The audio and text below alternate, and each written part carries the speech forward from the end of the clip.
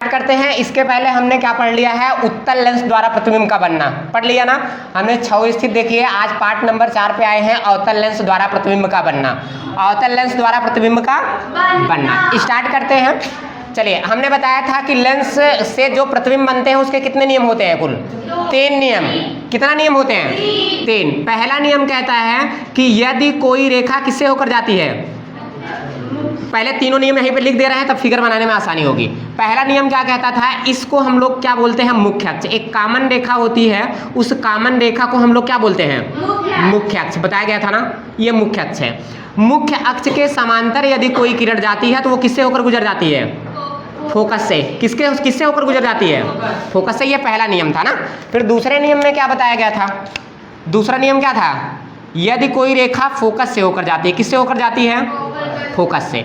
यहाँ पे फोकस है, ये F2 था और इस साइड में कौन था, F1। अगर यहाँ से यदि कोई रेखा फोकस से होकर जाती है तो वो लेंस के अपवर्तन के पश्चात कहाँ से होकर गुजर जाती है, मुख्य अक्ष के क्या हो जाती है, समांतर हो जाती है। तीसरे नियम में क्या बताया गया था, याद है किसी को तीसरा नियम? क्या था तीसरा नियम?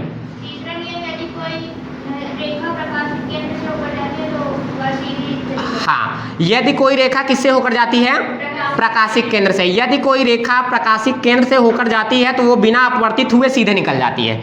ये तीनों नियम बताए गए थे। बताए गए थे नहीं बताए गए थे? बताए गए थे ना। अब उसी नियम को हम लोग आगे लेके चलते हैं। कल उत्तर करके आए थे, आज हम लोग किसका करेंगे, अवतल लेंस। इसमें सिर्फ 2 ही स्थितियां बनती हैं। कितनी स्थिति बनती है, 2। पहले स्थिति बनती है कि जब वस्तु कहाँ रखी जाए, जब वस्तु अनंत पर रखी जाए। जब वस्तु कहाँ पे रखी जाए, जब वस्तु अनंत पर रखी जाए। किस पे रखी जाए, अनंत पर। ध्यान से देखा, एकदम बहुत बढ़िया। पहला है जब वस्तु कहाँ पे रखी जाएगी, अनंत पर रखी जाए। और ये हम बात कर रहे हैं किसके, अवतल दर्पण की। किस दर्पण की बात कर रहे हैं, अवतल दर्पण। ये आपका है अवतल दर्पण। इसमें एक कॉमन रेखा होती है, उस कॉमन रेखा को हम लोग क्या बोलते हैं, और यहाँ पे एक कॉमन रेखा होती है, उसको हम लोग क्या बोलते हैं, मुख्य अक्ष। उसको क्या बोला जाता है बेटा, मुख्य अक्ष। क्यों समस्या यहाँ तक? पहली किरण कहाँ पे रखी जाती है, अनंत पे। पहली किरण कहाँ पे रखी जाएगी, किरण कह रहे हैं, वस्तु। पहली वस्तु कहाँ पे रखी जाएगी, अनंत पर। ये AB वस्तु है, ये AB क्या है, वस्तु। यहाँ से प्रकाश की किरण जाएगी मुख्य अक्ष के समांतर। किससे होकर जाएगी, मुख्य अक्ष के समांतर। ये जो अवतल दर्पण होता है वो किस प्रकृति का होता है, अपसारी की अभिसारी? अपसारी। किस प्रकृति का होता है, अपसारी प्रकृति का। ये किरणों को फैला देगा। अब ये इस साइड में F1 होता है और इस साइड में कौन होता है, F2। इस साइड में F2 होता है और इस साइड में कौन होता है, F1। अच्छा ये बताओ, प्रकाश की किरण यहाँ से होकर जाएगी कि ये डाट डाट करके पीछे की तरफ, किस तरफ आएगी, पीछे की तरफ। डाट डाट करके इसको हम लोग कहाँ मिलाएंगे, पीछे की तरफ। ठीक है। दूसरी किरण आएगी मुख्य अक्ष के, ये भी समांतर, क्योंकि हमें पता है कि प्रकाश की किरणें हमेशा दोनों समांतर आएंगी जब वस्तु कहाँ पे रखी जाएगी, अनंत पर। अगर किसी भी फिगर में वस्तु अनंत पे रखी गई है तो हमेशा प्रकाश की किरणें क्या आएंगी, एक दूसरे के समांतर। तो यहाँ से ये भी समांतर आएगी, यहाँ पे जाएगी, ये टकराएगी यहाँ से। फिर टकराने के बाद ये भी ऐसे घूम जाएगी, घूमेगी कि नहीं, घूम जाएगी ना। तो यहाँ से हम लोग इसको भी डाट डाट करके कहाँ पे मिलाएंगे, पीछे की तरफ। किस पे मिलाएंगे, फोकस, क्योंकि ये भी तो फोकस से होकर जाएगा, ये फोकस से होकर जाएगा। और ये दोनों किरणें जहाँ पे मिलेंगी वहीं पे वस्तु का क्या बन जाएगा, प्रतिबिंब। अगर हम बात करें इसके आकार की, आकार कैसा है वस्तु का, किस आकार का है, यहाँ बड़ा था और यहाँ किस आकार का बन रहा है, छोटा। मतलब छोटा लिख दे, बिंदु नहीं, छोटा आकार। कैसा आकार है इसका, छोटा। अगर हम बात करते हैं प्रकृति की, प्रकृति इसकी कैसी है, आभासी है। कैसा है, अरे डाट डाट करके मिला रहे हो ना। बताया गया था जब किसी भी किरण में हम लोग डाट डाट करके मिलाएंगे तो वहाँ पे कौन सा प्रतिबिंब बनता है, आभासी। अगर डायरेक्ट लाके मिला देते हैं, वास्तव में मिलती है, तो वहाँ पे कौन सा बनता है, वास्तविक। वहाँ पे कौन सा बनता है, वास्तविक। तो इसकी प्रकृति कैसे होगी, आभासी तथा सीधा। कैसा बनेगा, आभासी तथा सीधा, आभासी तथा सीधा। समझ में आता है तक बात। अब हम बात करते हैं स्थित की। स्थित कहाँ पे बन रहा है प्रतिबिंब, F2 पर। फोकस ना लिखवा, कहाँ पे लिखोगे, F2 पर। किस पे बन रहा है, F2 पर। यहाँ तक क्यों समस्या ना। अब हमने देखा, एक बार फिर से देख लो, एक बार फिर से बोलो मैं लड़की। एक बार ये वाली किरण मुख्य अक्ष के समांतर गई, ये किरणों को फैला देगा और मुख्य अक्ष के समांतर जाने वाली किरण किससे होकर जाती है? फोकस से। ये आगे तो मिलेगी नहीं, हम लोग डाट डाट करके इसको कहाँ पे मिलाएंगे? पीछे की तरफ। फिर हमने एक बार आपको नोटिस करके बताया कि यदि कोई वस्तु कहाँ पे रखी जाए? अनंत पर। यदि कोई वस्तु कहाँ पे रखी जाती है? अनंत पर। तो अनंत से चलने वाली प्रकाश की किरण हमेशा एक दूसरे के क्या आती हैं? समांतर। अनंत पर रखने वाली प्रकाश की किरण एक दूसरे के क्या आएंगी? हमेशा समांतर आएंगी। इसके मुख्य अक्ष के समांतर गई है, टकराने के बाद ऐसे निकल गई, हम लोग इसको डाट डाट करके कहाँ पे मिलाएंगे? पीछे की तरफ। जहाँ पे ये दोनों मिलेंगे वहीं पे वस्तु का क्या बन जाएगा? प्रतिबिंब। हम लोग आगे चले, ये वाली स्थिति हो गई। अब हम लोग देखते हैं स्थिति नंबर 2। कौन सी स्थिति देखेंगे? स्थिति नंबर 2। अब की बार वस्तु कहाँ रखी जाएगी? अनंत और किसके बीच? अनंत और प्रकाशिक केंद्र के बीच। जब वस्तु किसके बीच रखी जाए? दूसरा, जब वस्तु अनंत व प्रकाशिक केंद्र के बीच रखी जाए। किसके बीच रखी जाए? प्रकाशिक केंद्र के बीच रखी जाए। ठीक है, देख लेते हैं प्रकाशिक केंद्र के बीच। पहले बताएंगे अवतल दर्पण। ठीक है, ये बनाए ले अवतल दर्पण। एम में एक रेखा कॉमन हुए, हमें पता बाबू रेखा कौन सी रेखा हुए? मुख्य अक्ष। कौन सी रेखा होगी? बोले मुख्य अक्ष। ठीक है, अब की बार वस्तु कहाँ पे रखी जा रही है? प्रकाशिक केंद्र और किसके बीच? प्रकाशिक केंद्र और किसके बीच?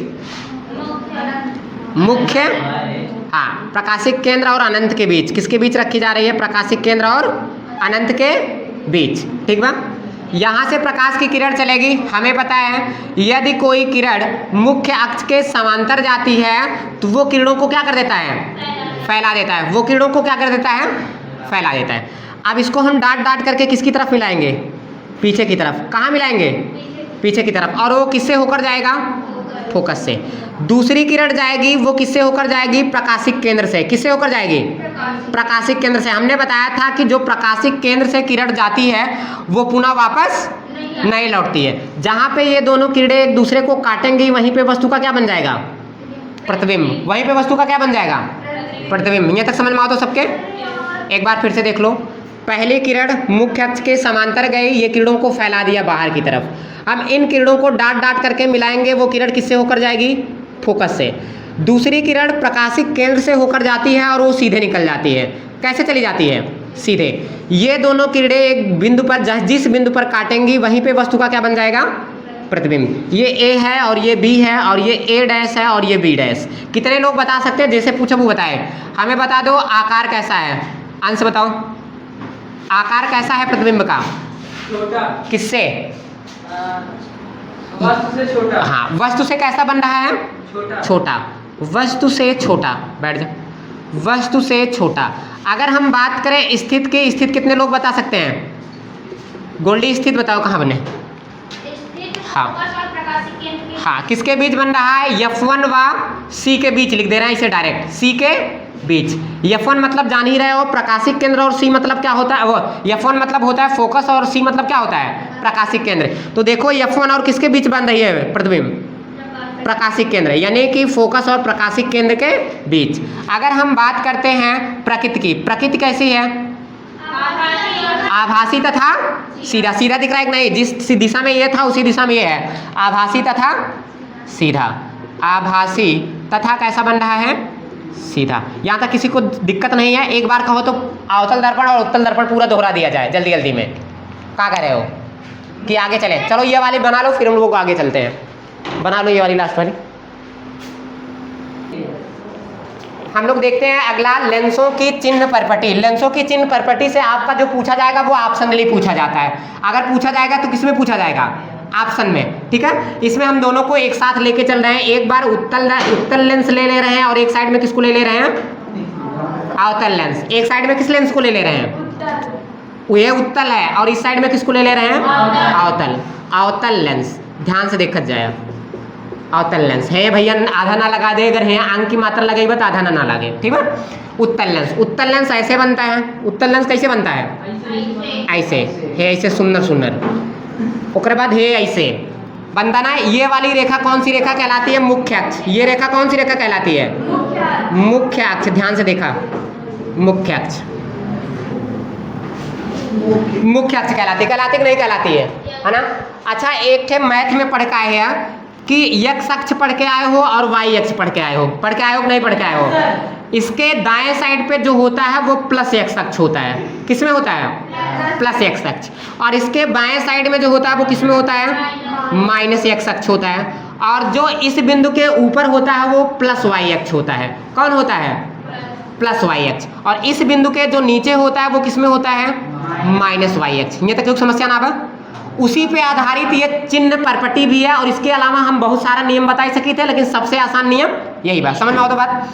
अब ये बताओ कि अगर जो उत्तल दर्पण था हमेशा उसकी वस्तु कहाँ पे रखी जाती थी, इस साइड पे, इस साइड रखी जाती थी कि इस साइड, किस साइड, इस साइड रखी जाती है। तो इस साइड रखी जाती है, हम लोग इसको मान लेते हैं, अगर मूल बिंदु मानते हैं, हम अपने बाएं साइड जाएंगे तो बाएं साइड की दूरियां सब किस में ले जाएंगे माइनस में, किस में ले जाएंगे माइनस में। यानी कि अगर हम बात करें उत्तल दर्पण के वस्तु की, उत्तल दर्पण की, उत्तल लेंस है, उत्तल लेंस की वस्तु, उत्तल लेंस की वस्तु किस में ली जाएगी प्लस में कि माइनस में, माइनस में। और u से दिखाते हैं हम उसको लिखेंगे माइनस u, उसको हम लोग क्या लिखेंगे माइनस u। बात समझ होता है तक बात।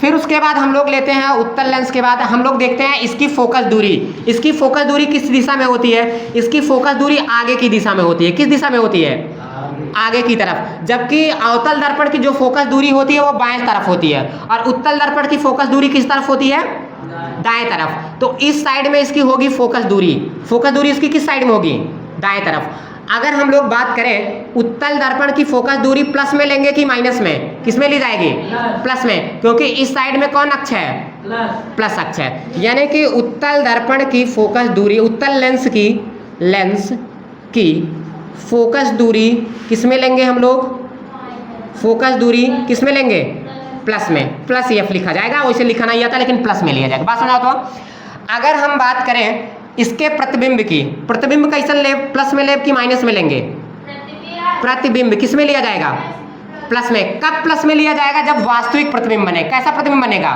वास्तविक, जब भी वास्तविक प्रतिबिंब बनता है तो इस साइड में बनता है, और जब उत्तल दर्पण का आभासी प्रतिबिंब बनता है तो इस साइड में बनता है। किस में बनता है इस साइड में। तो हम लोग देख लेते हैं इसका, अगर वास्तविक प्रतिबिंब रहेगा तो वास्तविक प्रतिबिंब हमेशा किस में लिया जाएगा इस साइड में बनेगा, तो इस साइड वाली चीज हमेशा किस में ली जाएगी प्लस में, दाएं साइड वाली चीज किस में ली जाए प्लस में। अगर वास्तविक बनेगा, वास्तविक प्रतिबिंब को हम लोग v से दिखाते हैं तो इसको हम लोग किससे दिखाएंगे प्लस से।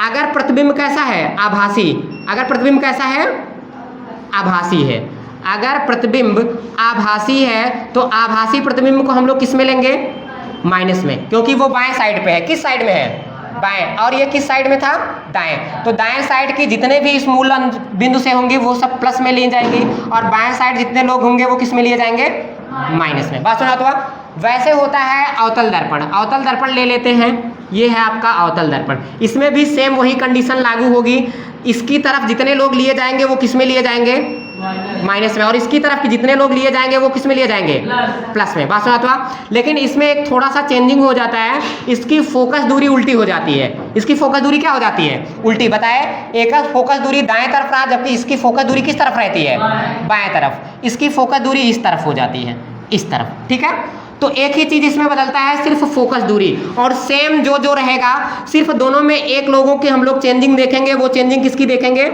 फोकस दूरी। फोकस दूरी उत्तल दर्पण में प्लस ली जाती है, और अवतल दर्पण में फोकस दूरी कैसे ली जाती है माइनस में। तो हम लोग डायरेक्ट लिखते हैं इस साइड में इसका वस्तु रखा जाएगा, है कि नहीं, और प्रतिबिंब अगर इस साइड में, अच्छा इसका प्रतिबिंब हमेशा किस में लिया जाएगा धन में कि ऋण में माइनस में, क्योंकि हमेशा इस साइड में बनता है। हम लोग ले लेते हैं वस्तु किस में ली जाएगी, इसकी वस्तु किस में ली जाएगी इस साइड में है तो किस में लिया जाएगा माइनस में। वस्तु इस तरफ रखी है तो हम लोग वस्तु किस में लेंगे माइनस u। अगर हम लोग प्रतिबिंब की बात करते हैं तो इनमें दो ही प्रकार के प्रतिबिंब बनते हैं, एक बार तो यह आभासी प्रतिबिंब बन जाता है और एक बार यह आभासी प्रतिबिंब बन जाता है। तो प्रतिबिंब हमेशा इसका प्लस में लिया जाएगा कि माइनस में, किस में लिया जाएगा माइनस में, क्योंकि इसके मूल बिंदु से इस तरफ है तो इस तरफ वाली चीजें हमेशा किस में ली जाती हैं माइनस में।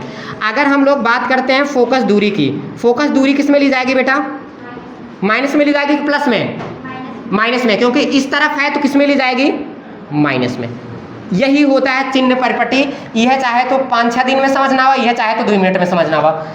खाली एक कॉन्सेप्ट हमारा क्लियर रहे कि इसको हम लोग मानेंगे मूल बिंदु, इसको हम लोग क्या मानेंगे, मूल बिंदु। तो मूल बिंदु से जितनी तरफ इस साइड में जितनी भी चीजें रहेंगी वो सब किस में ली जाएंगी, प्लस में, और मूल बिंदु से जितनी भी चीजें इस तरफ बाएं साइड में ली जाएंगी वो किस में ली जाएंगी, माइनस में। बात समझ आता है? दोनों में सिर्फ एक छोटा सा डिफरेंट होगा, वो डिफरेंट क्या होगा हमारा कि जो उत्तल लेंस है उसकी फोकस दूरी धनात्मक ली जाएगी और जो अवतल लेंस है उसकी फोकस दूरी हमेशा किस में ली जाएगी, ऋणात्मक में। किस में ली जाएगी, ऋणात्मक में। और एक चीज होता है, अगर हम लोग यहाँ बात कर लेते हैं वस्तु की ऊंचाई की, वस्तु की ऊंचाई, अच्छा वस्तु की ऊंचाई की बात करते हैं, ये बताओ वस्तु इस साइड में इसमें बनता था कि नीचे की तरफ बनता था, किस में बनता था, नीचे बनता था, नीचे बनता था। इसमें किस में बनता था, नीचे।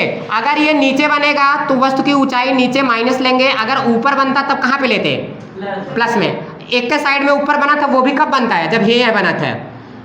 जब आभासी बनता है तब वो कहाँ बनता है, ऊपर। बताइए ना, जितना नीचे चीज ले जाए वो में ले जाए, माइनस में, जितना एक ऊपर चीज ले जाए वो में ले जाए, प्लस में। अगर यहाँ वस्तु बन रही है तो उसकी ऊंचाई हम लोग, अगर नीचे बन रही है तो उसकी ऊंचाई किस में लेंगे, माइनस में। अगर ऊपर वस्तु बन रही है तो उसकी ऊंचाई किस में लेंगे, प्लस में। बस यही दो कंडीशन होती है।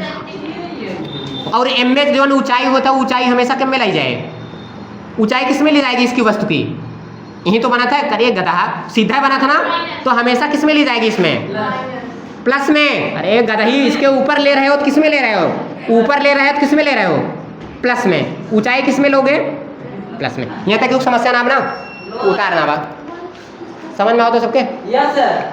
ठीक।